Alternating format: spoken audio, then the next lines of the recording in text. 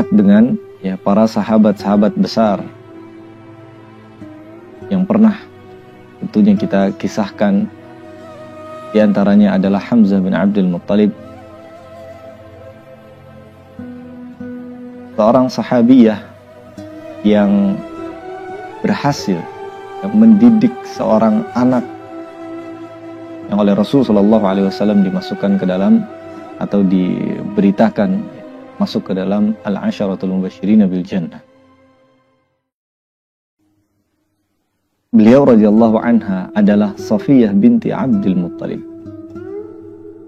seorang sahabiyah yang juga sekaligus adalah bibinya Rasul sallallahu alaihi wasallam. Seorang sahabiyah yang juga sekaligus saudara atau saudari dari Hamzah bin Abdul Muttalib, yang masih satu kakek dengan Rasulullah sallallahu alaihi wasallam. Adapun Muhammad bin Abdullah bin Abdul Muttalib, kemudian adapun Safiyah bin Abdul Muttalib, maka ayah dari Rasul sallallahu alaihi wasallam adalah termasuk dari saudaranya juga Safiyah binti Abdul Muttalib. Maka tentu Safiyah juga adalah seorang saudara atau saudari dari seorang sahabat Nabi yang dijuluki sebagai Asadullah, Hamzah bin Abdul Muttalib.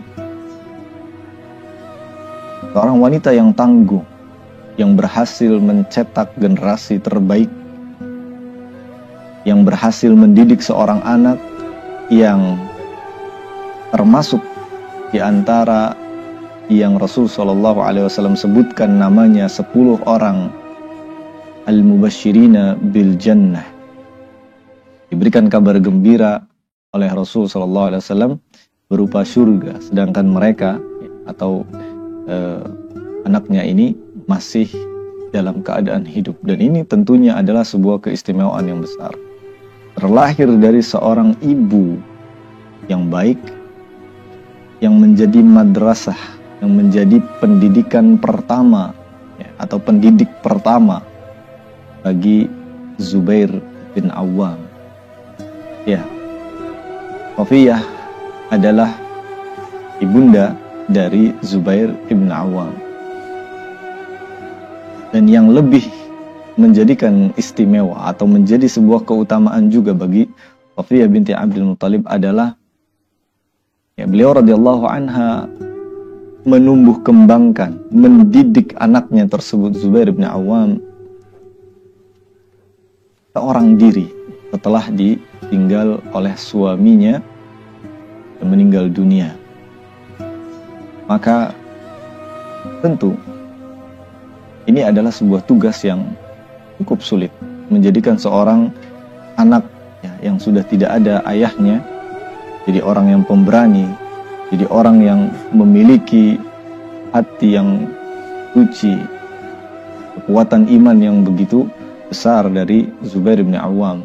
Dan itu sekali lagi tidak lepas dari didikan dan juga bimbingan sang ibu Safiyah binti Abdul Muttalib. Safiyah juga salah satu di antara as-sabiqun al-awwalun, orang-orang yang pertama kali yang menerima atau mengimani kenabian dan kerasulan Muhammad sallallahu alaihi wasallam. Di antara orang-orang atau sahabiyah yang paling awal masuk Islam, dan tentu menemani dan juga memperjuangkan dakwah Islam bersama Rasulullah sallallahu alaihi wasallam.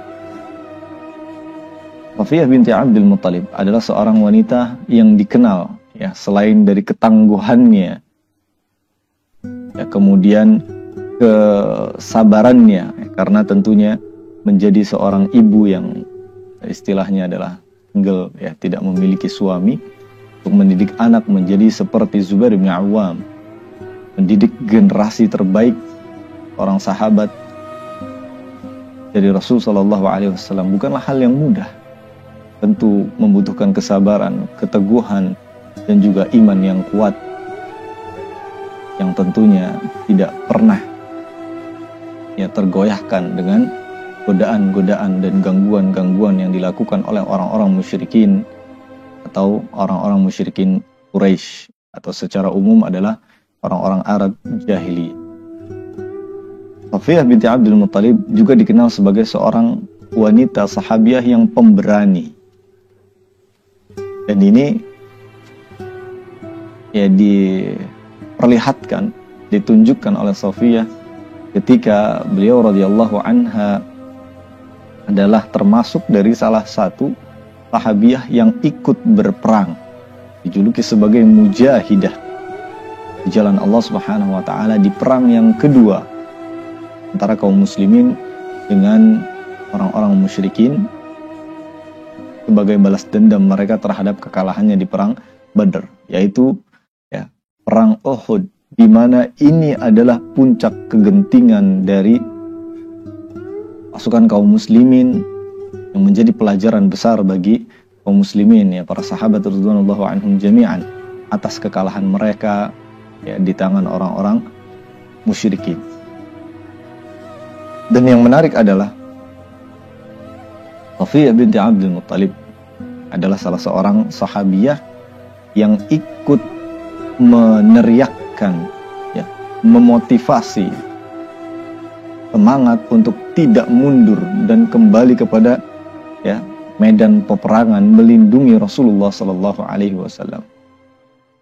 Di saat kaum muslimin diserang habis-habisan atau diserang balik, ya, yang semula tadinya kaum muslimin sudah menang, ya, sudah dalam keadaan menang, akan tetapi lalai ya beberapa dari pasukan kaum muslimin yang berada di atas gunung Uhud, yang kemudian turun untuk mengambil ghanimah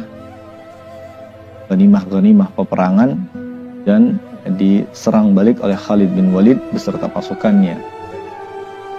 Dan dalam posisi ini ya pasukan kaum muslimin sudah mulai kocar-kacir.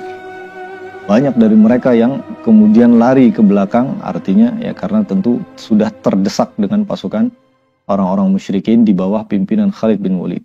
Di antaranya di sana ya orang yang mendapatkan luka, ya orang yang mendapatkan hantaman begitu banyak adalah Rasulullah Sallallahu Alaihi Wasallam. Dan saat itu posisinya kaum muslimin ya sedang benar-benar terdesak, terus dihujani dengan anak panah, ya kemudian diserang dari atas bukit atau gunung Uhud tersebut. Dan disinilah peran seorang Safiyah binti Abdul Muttalib. Tentu dengan ya keberanian yang diwarisi dari ayahnya dan kakek atau nenek moyang Safiyah, yang juga sama tentunya dengan ya Hamzah bin Abdul Muttalib. Ia meneriakkan, wahai kaum muslimin, ya kembalilah ke medan perang. Janganlah kalian tinggalkan Rasul Muhammad sallallahu alaihi wasallam. Ini adalah sebuah perbuatan yang memalukan jika ya kaum muslimin pergi meninggalkan ya, atau membiarkan Rasulullah SAW diserang oleh orang-orang musyrikin. Maka ia pun memegang tombaknya dan berteriak kepada kaum muslimin, sehingga kaum muslimin kembali melindungi Rasulullah SAW. Dan kita semua tahu bahwa hasil dari peperangan tersebut adalah kekalahan bagi kaum muslimin. Akan tetapi ya ada sebuah tentunya peran besar dalam menjaga Rasul Sallallahu Alaihi Wasallam dari Safiyah binti Abdul Muttalib. Jika saja misalnya ya, kaum muslimin terus mundur, maka Rasulullah Sallallahu Alaihi Wasallam lah orang yang paling diincar oleh mereka. Dengan keadaan seperti itu saja Rasulullah menerima luka atau mendapatkan luka ya, di bagian rahangnya, kemudian wajahnya sudah istilahnya babak belur. Maka tentu ini adalah salah satu dari pertolongan Allah Subhanahu wa taala yang diteriakkan oleh bibinya, seorang wanita sahabiyah dari Rasul sallallahu alaihi wasallam, Safiyah binti Abdul Muttalib. Bukan hanya itu saja, ya, keberanian dari Safiyah binti Abdul Muttalib juga dibuktikan dengan ketika beliau radhiyallahu anha, seorang wanita sekali yang ikut menjaga benteng kaum muslimin ketika perang Ahzab ataupun perang Khandaq. Dan kita juga ya pernah mendengar tentang kisah perang Ahzab atau perang Khandaq ini, di mana kaum muslimin membuat parit, ya. Tujuannya tentunya adalah melindungi kaum muslimin dari serangan ya orang-orang Yahudi dan para sekutunya. Ketika perang berkecamuk, ya, ada tugas masing-masing dari para sahabat ataupun ya kelompok-kelompok. Di antaranya adalah tentunya ada di sana sekumpulan wanita-wanita atau istri-istri dari kaum muslimin. Dan di dalam benteng tersebutlah mereka berada. Ya, dan sekelompok kaum sekelompok dari sahabiyat atau istri-istri dari kaum muslimin ini dijaga oleh Safiyah binti Abdul Muttalib. Pada suatu malam, ia melihat ada gerak-gerik dari seorang yang terlihat dia adalah seorang Yahudi yang sepertinya dia akan memata-matai dan ingin membuat makar di dalam benteng kaum muslimin. Sedangkan perang sedang berkecamuk di luar sana. Di luar benteng, ya, di luar khandaknya, atau di perbatasan ya, antara khandak dengan ya, kaum muslimin dan juga orang-orang kafir yang menyerang Rasulullah dan juga pasukannya. Maka tentu ya ini adalah sebuah keputusan yang tepat dari Safiyah binti Abdul Muttalib, sekaligus kecerdasan ya, dan juga kepiawaian dalam melihat celah yang kira-kira memang ini ada potensi untuk menghancurkan kaum muslimin dari istri-istrinya. Jadi ya ada yang mengatakan bahwa maksud dari orang-orang Yahudi yang menyelinap masuk ke sana adalah untuk ya datang ke kelompok atau gerombolan ya, para ummahat atau para istri-istri dari kaum muslimin, sehingga menangkap mereka dan kemudian menjadikan tawanan-tawanan perang. Namun hal ini dilihat langsung oleh Safiyah binti Abdul Muttalib, maka ia pun dengan gagah beraninya ya, mengambil sebuah kayu ataupun tiang ya, yang kemudian turun langsung kepada Yahudi tersebut dan memukulnya hingga ia terkapar. Tentu ini tidak dimiliki, keberanian ini tidak dimiliki oleh semua dari wanita. Apalagi beliau radhiyallahu anha pun tentunya tahu bahwa Yahudi yang masuk ke situ adalah orang-orang berani mati ya, yang sekiranya kalau dia ketahuan pastilah dihabisi oleh musuhnya ya, atau oleh kaum muslimin, dan tentu memiliki keahlian dalam berperang ataupun ya bergulat ya, sama lelaki. Namun ini dengan keberanian sekali lagi Safiyah binti Abdul Muttalib turun menghadapinya dan memukulnya hingga terkapar. Ketika dilihat oleh ya mata-mata yang lainnya dari orang-orang Yahudi, maka mereka pun mengurungkan niatnya untuk memata-matai dan ingin menangkapi para wanita-wanita kaum muslimin untuk dijadikan tawanan perang. Karena mereka ya melihat hal ini ya artinya penjagaan dari kaum muslimin, meskipun mereka adalah wanita ya sangatlah kuat, terbukti dengan jatuhnya salah satu dari mereka. Maka mereka pun mengurungkan niatnya untuk rencana atau makar jahat mereka. Mirsa dan juga dengar sekalian yang semoga dimuliakan oleh Allah Subhanahu wa taala, Safiyah binti Abdul Muttalib melanjutkan kehidupannya untuk terus ya, berjuang di jalan Allah Subhanahu wa taala, mendukung kaum muslimin ya, bahkan sepeninggal Rasulullah Shallallahu Alaihi Wasallam. Dan Allah Subhanahu wa Ta'ala memberikan umur yang cukup panjang bagi Safiyah binti Abdul Muttalib, sekitar 70 tahun, dan meninggal dunia di tahun 20 Hijriyah, di zaman atau di masa kekhalifahan Umar ibn Khattab radhiyallahu anhu. Dan semoga Allah Subhanahu wa Ta'ala menjadikan mereka semua orang-orang terbaik yang tentunya berada di surganya Allah Subhanahu wa Ta'ala bersama sahabatnya, kekasihnya Rasulullah Shallallahu Alaihi Wasallam. Dan tentu kita juga mengharapkan agar bisa meneladani mereka, entah itu dari kalangan para sahabat dan juga para sahabiyah, sehingga kita juga bisa bersama dikumpulkan oleh Allah Subhanahu wa Ta'ala dengan orang-orang yang kita cintai, Rasulullah Shallallahu Alaihi Wasallam dan para sahabat serta sahabiyat ridwanullahu anhum jami'an. Pemirsa dan juga pendengar sekalian, tentu banyak sekali ibrah ataupun pelajaran yang bisa kita ambil dari para sahabat dan sahabiyat Rasulullah ridwanullahu anhum jami'an. Namun intisari dari apa yang telah dikisahkan dari kisahnya Safiyah binti Abdul Muttalib tentunya adalah sebuah keberanian yang tidak dibatasi oleh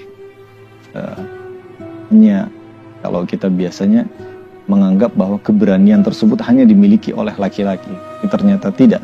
Dengan keimanan yang penuh, dengan keyakinan yang teguh, dan keberanian yang dimiliki Safiyah binti Abdul Muttalib, tidak takut sama sekali dengan apa yang telah dihadapinya dari orang-orang musyrikin ataupun orang-orang kufar Yahudi dan orang-orang munafikin, karena mereka benar-benar bertawakal kepada Allah Subhanahu wa Ta'ala, dan mereka pun membulatkan niat mereka untuk berjuang bersama Rasul Sallallahu Alaihi Wasallam untuk menegakkan agama Allah Subhanahu wa Ta'ala. Maka kematian, rasa sakit, dan juga musibah itu semuanya datang dari Allah Subhanahu wa Ta'ala, dan suatu saat kita semua akan mendapatkannya. Dan berbahagialah bagi orang-orang yang bertawakal, bertakwa kepada Allah Subhanahu wa Ta'ala, yang tidak sama sekali gentar dan takut menghadapi kematian ataupun musuh-musuh Allah Subhanahu wa Ta'ala. Mirsa, demikian apa yang bisa disampaikan. Semoga tentunya bisa menjadi bahan dorongan atau motivasi kita semua agar terus memperjuangkan agama Allah Subhanahu wa Ta'ala dengan apa yang bisa kita lakukan. Jika kita bisa mengeluarkannya dengan harta, maka dengan harta, dengan jiwa, maka dengan jiwa, ataupun dengan kekuatan yang kita miliki. Semoga Allah Subhanahu wa Ta'ala menerima hal tersebut menjadi pahala dan juga timbangan berat untuk kita semua. Wassallallahu ala nabiyina Muhammadin wa ala alihi wa sahbihi wasallam, wa akhiru da'wana alhamdulillahi rabbil alamin. Wassalamualaikum warahmatullahi wabarakatuh. Sunnah sedekah menebar hidayah.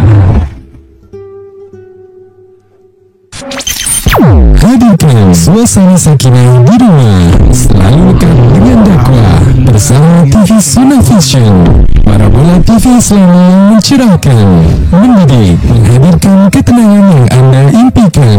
Tontonan yang menjadi tumpuan. Paket 1,8 kini diskon menjadi 1,6 juta rupiah. Anda dan keluarga bisa menonton siaran TV Dakwah Sunnah gratis tanpa kuota internet. Di antaranya TV Sunnah, Surau TV, Wesal TV, Roja TV, dan masih banyak lagi lainnya. Informasi pemesanan 0896 6194 3943. TV Sunnah Vision, outlet Parabola TV Dakwah.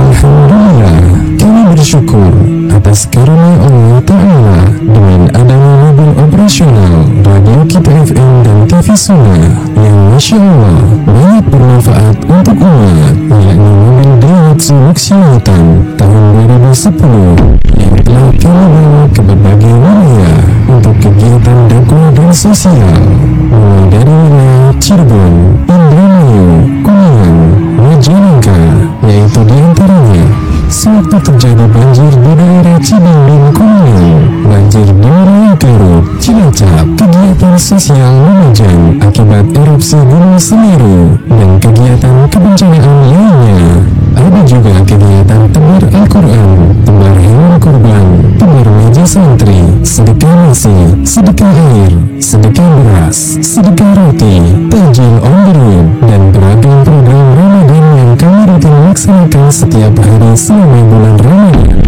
Saat ini, qadarullah akibat kecelakaan yang terjadi 2 bulan yang lalu, mobil operasional Radio Kita FM dalam kondisi hancur, sehingga tidak ada lagi mobil penunjang pendukung dakwah dan sosial di Radio Kita FM dan TV Sunnah.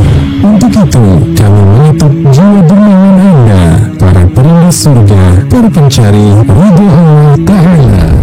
Donasi mobil cinta dakwah dibutuhkan dana sebesar 300 juta rupiah untuk penyediaan mobil operasional Radio Kita FM, yaitu Nissan Navara double cabin. Donasi bisa disalurkan melalui rekening resmi Kita FM, nomor rekening 711-8366-101 atas nama sosial Radio Kita FM Cirebon. Konfirmasi donasi ke nomor 0852 10 943 943. Beri kode unik pada nominal transfer Anda dengan angka 19 di akhir nominal. Radio Kita juga menerima mobil baru atau second. Uangnya 50.000, berarti kembalinya 500 rupiah ya, Dek? Iya, Kak. Mau sekalian isi pulsa? Oh iya, kembaliannya mau permen aja atau mau didonasikan? Hah? Didonasikan kemana, Kak? Kemana ya? Aku mau ambil aja uang kembaliannya, Kak. Soalnya mau aku masukin ke kenceleng infak dakwah. Emangnya apa itu, Dek, kenceleng infak dakwah? Ya, kayak celengan gitu, Kak. Untuk tabungan saya di akhirat nanti. Kenceleng infak dakwah, kenceleng tabungan untuk infak operasional dakwah. Sisihkan harta Anda untuk kepentingan akhirat. Jika Anda sering menabung untuk keperluan dunia, maka ubahlah prioritas tabungan Anda untuk akhirat. Ajari anak Anda untuk gemar berinfak. Jadilah salah satu dari pemilik kenceleng infak dakwah. Dapatkan kencelengnya sekarang juga di Radio Kita, Jalan Kaya Tanjung nomor 52 Kesambi, Cirebon. Untuk informasi, silakan hubungi 0231 488 728. Silakan hubungi 0877 2999 9923. Dek, sebentar, Dek. Kenapa, Kak? Kakak mau juga dong celengan akhiratnya. Rasulullah Sallallahu Alaihi Wasallam bersabda, "Khairun nas anfa'uhum linnas." Sebaik-baik manusia adalah yang paling bermanfaat bagi manusia lainnya. Hadis riwayat Ahmad. Radio Kita FM dan TV Sunnah mengajak Anda untuk turut berpartisipasi dalam program kebaikan yang insya Allah syarat manfaat. Berikut nama-nama program yang kita hadirkan untuk memberikan manfaat kepada sesama. Sodik, sodako indah berbagi Al-Quran. Kibas, kita berbagi meja santri. Berseri, kita berbagi sedekah roti. Kibar, kita berbagi beras. Kiblat, kita berbagi alat sholat. Dan SNI, Sedekah Nasi Indonesia. Ayo sambut peluang kebaikan ini dengan menyalurkan infak terbaik Anda melalui nomor rekening 711-8366-101 Bank Syariah Indonesia atas nama sosial Radio Kita FM Cirebon dengan kode ATM 451. Untuk informasi dan konfirmasi ke nomor 0813 1309 6880. Jazakumullahu khairan wa barakallahu fikum wa ahlikum wa malikum.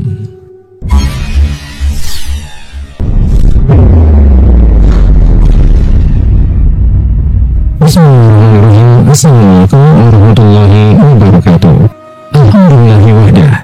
wassalatu wassalamu ala pendidikan anak merupakan amanat dan tanggung jawab yang dimiliki oleh setiap orang tua. Menjadikan sekolah pilihan adalah merupakan bentuk upaya dari orang tua agar amanah dan tanggung jawabnya bisa ditunaikan dengan baik.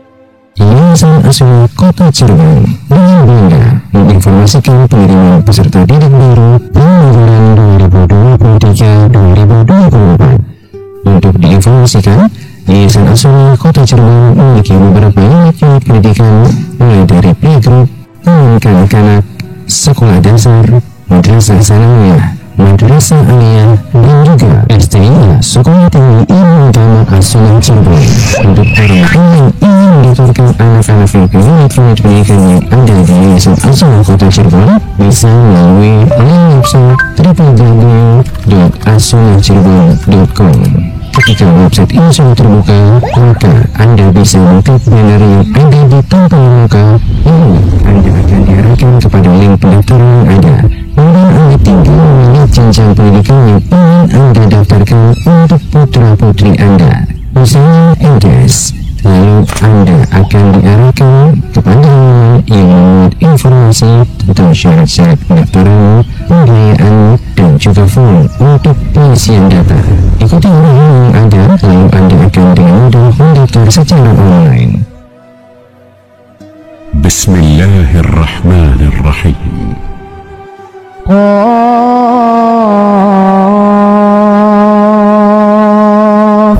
والقرآن المجيد بل عجبوا أن جاءهم منذر منهم فقال الكافرون هذا شيء عجيب أإذا متنا وكنا ترابا ذلك رجع بعيد قد علمنا ما تنقص الأرض منهم وعندنا كتاب حفيظ بل كذبوا بالحق لما جاءهم فهم في أمر مريج أفلم ينظروا إلى السماء فوقهم كيف بنيناها